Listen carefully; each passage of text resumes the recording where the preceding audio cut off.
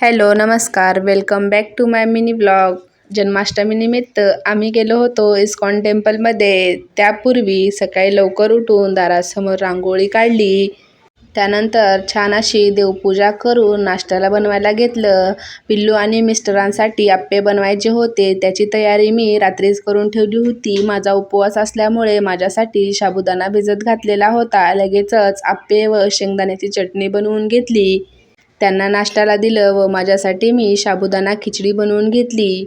नाश्ता करून आम्ही निघालो मंदिरात जाण्यासाठी। पहिल्यांदाच असं झालं की आम्हाला ट्रॅफिक भेटलं नाही, म्हणून आम्ही खूप लवकर मंदिरात जाऊन पोहोचलो।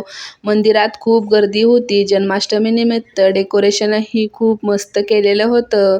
मंदिरात कितीही जरी गर्दी असेल तर तेथील शांतता आणि प्रसन्नता वेगळीच असते। मंदिरात प्रवेश केल्यानंतर तेथील डेकोरेशन पाहून तर मन अगदी प्रसन्न झालं। भरपूर गर्दी होती, ते विविध कार्यक्रमही सुरू होते। राधाकृष्णाचं दर्शन घेऊन जवळच असलेल्या बालाजी मंदिरातही गेलो। डिटेल व्हिडिओ चॅनलवर आलेला आहे, फोटो खालच्या त्रिकोणावर टच करून पाहू शकता। मंदिरांच्या भिंतीवर संपूर्ण श्रीकृष्णाची कथा चित्रस्वरूप रेखाटलेली आहे। हे दृश्य खूप छान आहे, लहान मुलांना दाखवण्यासाठी तर खूप सुंदर।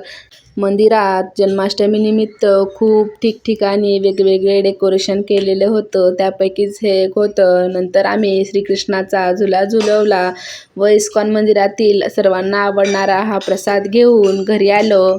घरी आल्यानंतर मला सुंटोडा बनवायचा होता। आमच्या भागामध्ये श्रीकृष्णाला दाखवण्यासाठी हाच नैवेद्य असतो। सुंटोडा बनवून घेतला व संध्याकाळी छानशी पूजा केली। चला तर मग व्हिडिओला इथेच एंड करते। व्हिडिओ आवडला तर व्हिडिओला लाईक करा व चॅनलला सबस्क्राईब करा। Bye bye.